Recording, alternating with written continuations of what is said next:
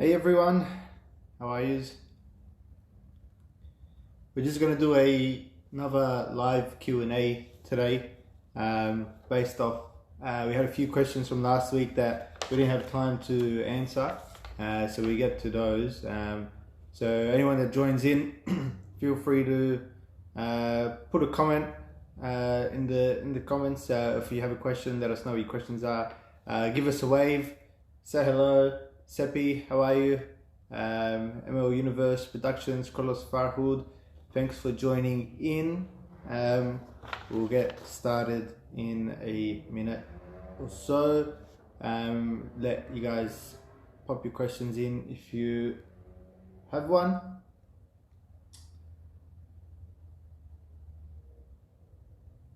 Everyone can hear us?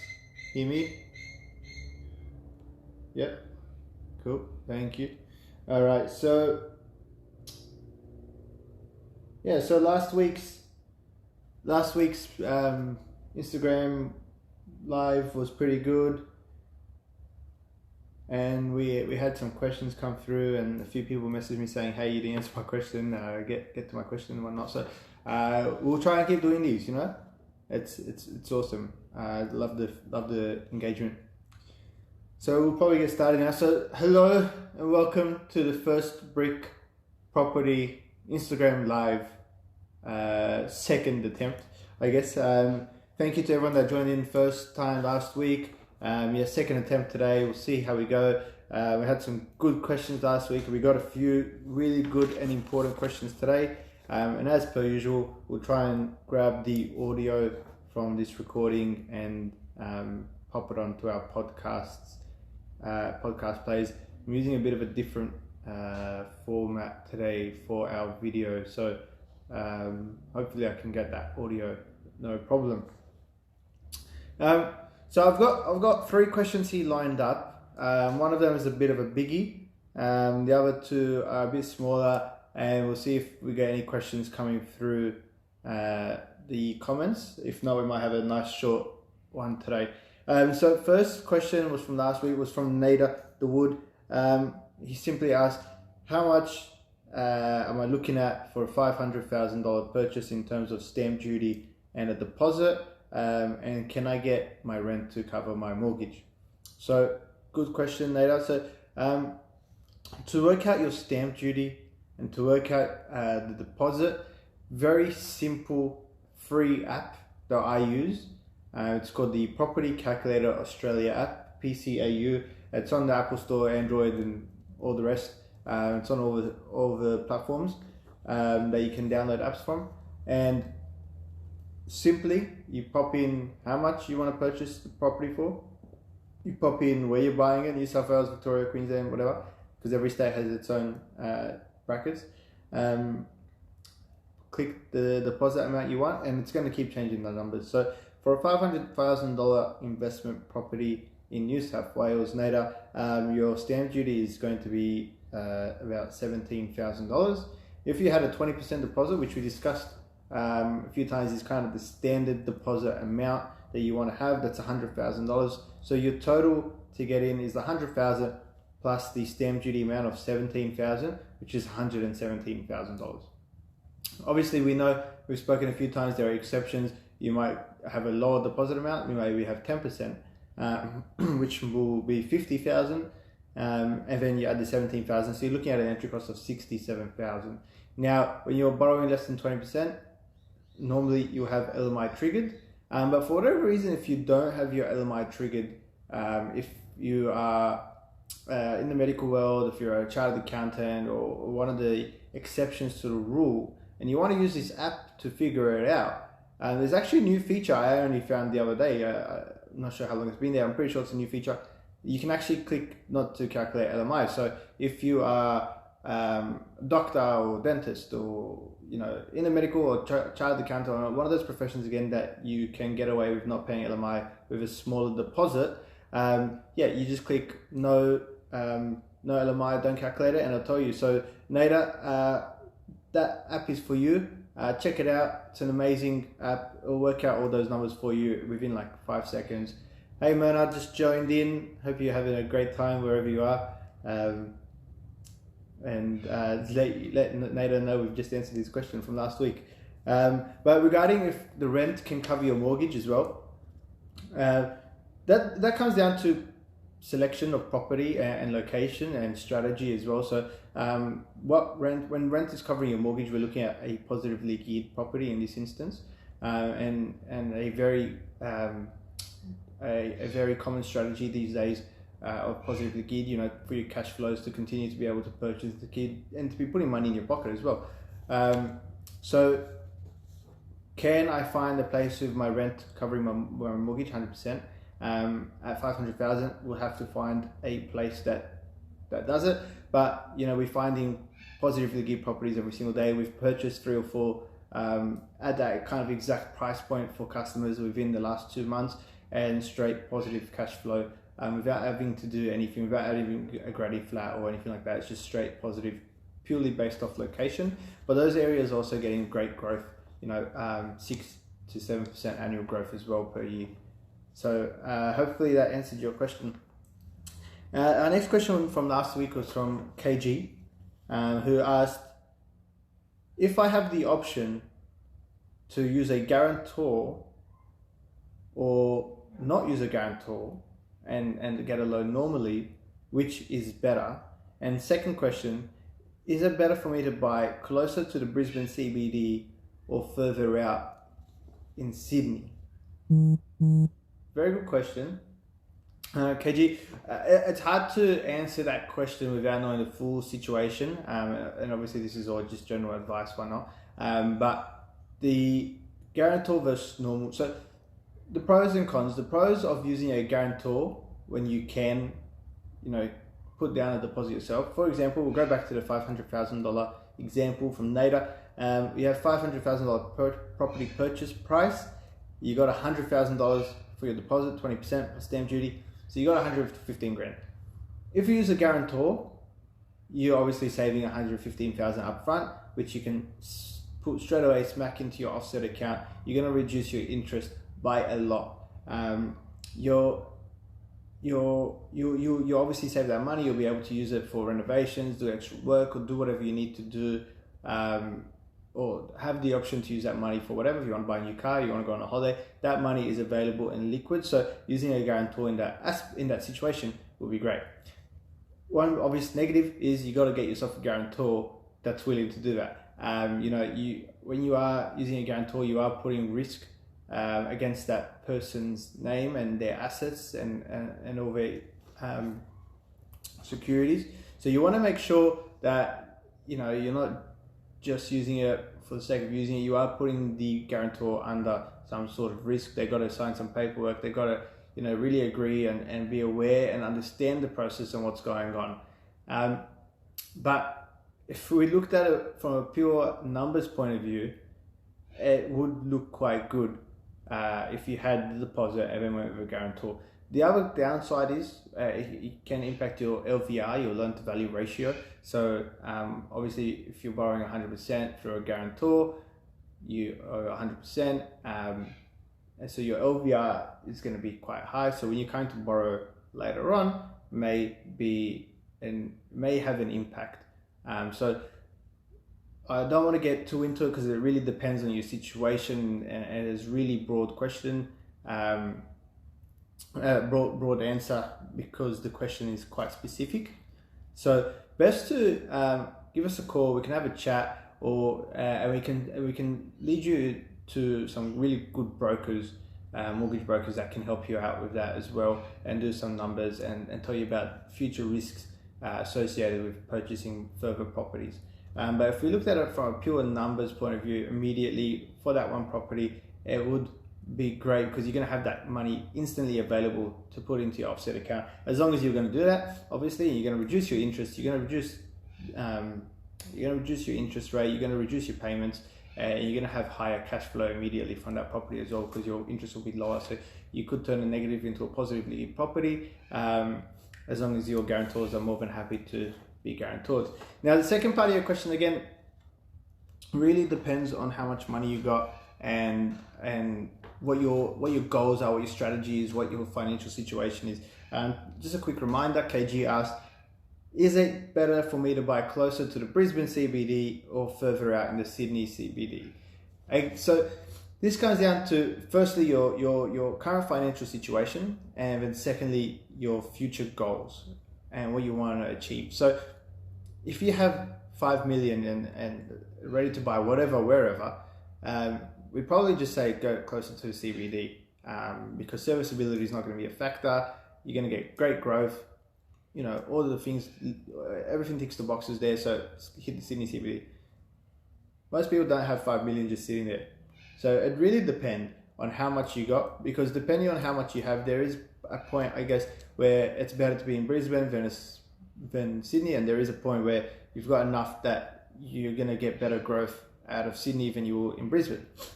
Growth isn't the only thing that we're looking for though. Most of the time, the other thing is cash flow and rental yield. So if you're looking for a higher yield, we might be looking for Brisbane. If you don't really care about the yield, we might be looking at Sydney. And if you're not really sure, but you want to buy 3 or 4, your income might not be increasing or whatnot, we might be having to look at a mixture of getting some yield in there as well as some growth. Capital growth is what we're after, and it's what we're trying to get out of property and real estate investing. But yield and cash flow keeps us in the market because it helps us keep borrowing more money. So growth is what we're after. Yield is what keeps you in the market. So really hard to give you an answer again straight over an Insta live, but it does depend on your situation and where your goals are. So give us a call. We do free consultations, and we'll talk to you, and we'll go through your goals and give you a broad level assessment of what's probably a good idea for you with your situation. But thank you so much for sending your question through. Now, our third question is from a guest of ours, a previous guest of ours on the pod, Dr. Tossin. DT, hope you're well. Hope things are going good for you in this crazy time. Dr. Tossin asked a really, really important question, and a question that's been getting asked a lot. And it's relating to stamp duty. Essentially, we touched on stamp duty last week, and if you haven't been paying attention to the news, if you haven't heard, New South Wales is proposing a change up in stamp duty, and a change to the way stamp duty is charged, and a proposal to scrap stamp duty completely in favour for a annualised property tax. Now, a lot of people are confused. A lot of people are asking, is this good? Is this bad? On the outs, it looks great because I don't have to pay stamp duty anymore. In that 500 grand example, we're saving $18,000 from the start. And on obviously larger purchases, we can be talking about $30,000, $40,000, $50,000. So from the outside, it looks like it's a fantastic idea.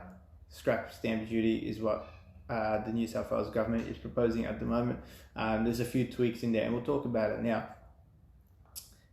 Before we get into this question, big disclaimer that the reform hasn't been completed yet. They're still testing, they're still curious, they're still asking people for their opinions, relevant people in the industry, and they're still doing modeling, they're still looking at the options. And 100% between now and then, there's going to be more changes and more tweaks and different things we're going to change. But we'll talk about what's going on now. The question was more so, will this make it more affordable to get into the market? Because obviously I've saved this chunk of money that I needed for stamp duty. So that $500,000 property, we needed 117. Now you don't need 100 because you don't need that 17 up front. But the flip side is, will it make properties more expensive? Something that I touched on last week is probably where this question came from, because people now have more money, they can pay more, and their budgets will probably go up in terms of pricing. Let's unpack this. It is a really big question. So before we go into that technical stuff, what they are proposing is you have a choice. Okay, so this they want to implement this in I believe March is when they want to pass it through, and then final submission will be end of March. So by the time it actually goes through, it'll be around June or so, maybe even longer, and it might not even get passed. We'll see what happens. But you are going to have an option, the option of paying stamp duty upfront immediately as per normal, or the other option is a annualized property tax. And this is going to get rid of land tax as well. So we don't want to call it land tax because land tax is separate, and they're going to be getting rid of land tax and they're going to be adding this new tax, this new system. So we'll call it the property tax, this property system tax, which is annualized. Now here's your options. You pay your stamp duty as per normal and nothing changes. Thanks for coming. The second option, it depends on what type of purchaser you are. So if you're an owner-occupier, you will pay a $500 plus 0.3% of the land value, the unimproved land value per year. So that's annualized. So every year, 0.3%, 0.3 of 1% land value, unimproved land value.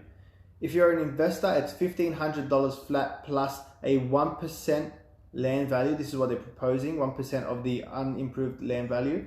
If you are purchasing a commercial property, there is no initial fee, but it is a 2.6% of the unimproved land value. So this is to replace stamp duty. It will become an annualized land tax plus getting their stamp duty money back. So this is the new property tax. This is the new reform. This is the new thing that they are proposing. Now, if any one of you is good with numbers or has a calculator, probably done some quick numbers there and said, well, it's not as good as it seems. We'll go through that. So what will happen is if you choose one or the other. So if you purchase a new property, or you purchase a property, you'll then be asked to choose if you want to pay stamp duty up front, your 15, 20, 30K, whatever it is, or choose the property tax system. Thing is, once you choose, you are locked in. You cannot change your mind. That is it. You're in, you've picked it, that's the way it is. So, I heard someone say that the new property tax is similar to, they called it the afterpay that never ends. I heard that somewhere else. Quite funny and quite true, because you'll literally be paying this annual land tax continuously. Now, 0.3% of the unimproved land value may or may not seem like a lot to you. Once you start timesing that by the amount of years that you will be owning this property, then you got to take into consideration that the land value will most likely be increasing on a year-to-year basis. That value, that fee, that tax is going to go up every year. So you got to do some calculations. This reform is going to make a lot of people have to sit back and actually think and do a lot of strategy thinking. What is better for them? For me, if someone wants to purchase a property long term and hold long term, it may be better straight off the bat pay the stamp duty, because you're going to be saving 100%. You're going to be paying less money up front than you are going to be over the life of the time you hold that property. On the flip side, if you're looking to do shorter strategies, you're looking to do flips, if you're looking to do developments, renovations, or if you're just not sure and you do a lot of moving, you hold the house for a few years when you want to move again, it may be better off for you to use the new property tax system as opposed to paying the stamp duty up front. The other obvious benefit is, if I'm a first-time buyer, or if I don't have a lot of money, not having a stamp duty up front is going to help me get into the market a lot quicker. But obviously you've got to take consideration that you are going to be paying this annualized fee and you're locked in. You can't really make a change. So what's the best way to look at it? It really depends on your strategy and your situation, but it's going to really force people to look and strategize properly and really do some numbers. So going back to the initial question, is it going to raise prices? Is it not? We might see a two-tiered market where there are areas where people are paying the stamp duty up front because they're long-term areas, people don't move a lot, and that might affect prices in one way. And then we might find another area where people are in and out a lot, and then they're choosing to use the property tax system, which might affect prices in one way. So we might have a two-tiered market in that aspect. And you know, if I had 100,000 before, and all of a sudden I have to pay stamp duty, I have 117,000, and I can work out my cost on a week-to-week, year-to-year basis. All of a sudden I've got 117. I'm paying more for my property, so I'm spending more. If I'm a developer, if I'm doing flips or something like that, all of a sudden I don't have to pay stamp duty. My barrier to entry is so much cheaper because I can choose this property tax system, and I'm going to be out of there within a year or 2 years anyway. It's going to be much cheaper for me to use that system. The percentages and the numbers haven't been confirmed yet. I mean, this is what they've proposed. It's, like I said, probably going to change. Whatever it is, the government's going to get their money. They're not going to lose out. They're not just going to get rid of stamp duty and you know, not get money back from it. One thing I did see somewhere else was in an article, they mentioned that stamp duty on a property usually causes the person that's trying to buy the property an extra 2.5 years to save up. So that is the big thing that a lot of people are going to be looking at me, like saying, hey, yeah, we're going to pay more over the long term, but it means I can get into a property now, because it's going to take me 2.5 years on average to save up just for stamp duty. I don't have to do that anymore, so it's saving me 2.5 years into getting into the property market. But obviously the percentages can get quite high, especially if there's a lot of land value.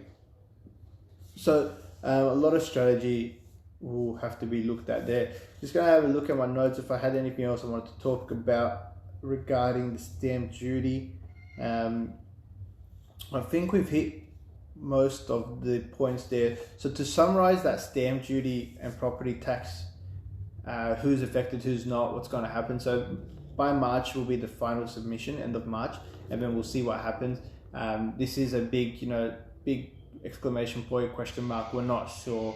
This may get scrapped, it may change completely. All the numbers may get thrown out the window. We're not sure, but as it is now, owner-occupiers, everyone's going to pay it. Owner-occupiers must pay a $500 plus a 0.3% of the unimproved land value on a yearly basis. Investors will pay a $1,500 fee plus 1% of the unimproved land value on a yearly basis. And people that own commercial properties will pay a 2.6% of the unimproved land value on an annual basis if you do not choose to pay stamp duty up front. So who does it affect? What's going on? So if I don't make a purchase, it doesn't affect me. If I'm a renter, it doesn't affect me because we're not obviously purchasing or moving around the property. If I'm a first home buyer, you have your incentives, your government incentives as per normal, your stamp duty exemptions, your the grants and whatnot. So if you have the stamp duty exemption, you're obviously exempt. We're still going to see what happens with that. If you are buying your home, you're upgrading, you're downgrading, whatever it is, you have a choice if you want to pay the lump sum upfront stamp duty, or if you want to defer and use the new property tax system. Just as well as if you're an investor in residential, or even if you are investing in commercial property, you will have to make a choice if you would like to pay the lump sum upfront or defer for the new system. For investors, there is questions around whether the deferral will actually be tax deductible. So we'll see what happens there. One of the big things to think about as well is that this is obviously a New South Wales only thing at the moment, and if no one else follows, one thing we need to analyse and have a look at is, will this affect interstate or borderless investing? Because currently we purchase across all of Australia, and with New South Wales making changes, we may see a lot of people moving to purchase outside of New South Wales or purchasing inside. We'll see what happens with borderless investing as well, and what impact it has on the market. I personally think people that are looking for short-term renovators, developers, whatnot, will have a lot more money. It's going to make it harder for first-home buyers and first-time buyers to get in, because they're going to be competing with these guys with more money, and they don't really care because now they don't have to pay stamp duty. They're going to be paying these taxes on a short period of time. But obviously the other side is it will be helping these people, these first-time buyers, get into the market quicker, because as we saw before, it would save 2.5 years to generally save up that deposit. So the deposit and the stamp duty, the portion for the stamp duty. So we'll see what happens. We'll probably be having another 2 or 3 or 4 or 5 discussions on the pod or on these Insta lives regarding stamp duty and the reforms. There's constant changes, and we'll keep you guys updated. Thank you for the question, Dr. Tossin. Hopefully, I hope that answered it. Fedi, how are you, my friend? Thanks for joining in. Yeah, hopefully that helped you. If anyone's got a question, or if you got an opinion on stamp duty, would you rather pick stamp duty, or would you rather pick the the annualized property tax? Which one would you prefer? Let us know in the comments. We'll put up a poll as well. We'll see what people are thinking. Hey Jess, thanks for joining in. Just wrapping up, unless anyone had a question that they wanted to put up. But yeah, we'll put up a poll. We'll see what people's opinions are regarding the stamp duty versus the annualized property tax system. We'll do some numbers on it. It's definitely, if you are looking to hold for the long term, it is not good. You'd rather use the initial stamp duty if you can pay for it, I guess. But if you're looking at a short term, then it's great. The big thing is that you will be locked in no matter what you choose to do. You'll be locked in for sure. So once you make that decision, that's it. So you got to be doing a lot of strategy and working that out. So if you need help with that, if you've got questions with that, give us a buzz. If you need to find a broker, if you need to find a financial advisor or accountant, whatever it is, give us a call and we can direct you in the right path, and we'll send you to people who are property investment savvy in their area. So savvy mortgage brokers, property savvy accountants and financial planners and all the rest, and they'll give you a hand. If we don't have any other questions, we'll probably head off. Enjoy your Thursday afternoon, everyone. Enjoy your late night shopping, and restrictions will be opening up after the weekend, I believe. So Freedom Day is what they're calling it. So enjoy the weekend, be safe, be responsible. Thank you for tuning in. Keep sending us your questions, keep sending us your feedback. We had such good feedback from last time, that's why we're doing this one again today. Yeah, thank you so much for everyone that tunes in and listens in. And again, we'll try and get the audio of this one and put it on our podcast platforms. Or our podcast go on to Spotify, YouTube, Amazon Podcasts, Podbean, Apple Podcasts, all the podcast players. We're on everything. You'll always be able to find us. Thank you again. Buying property is our passion. Helping you do it is our mission. See you guys.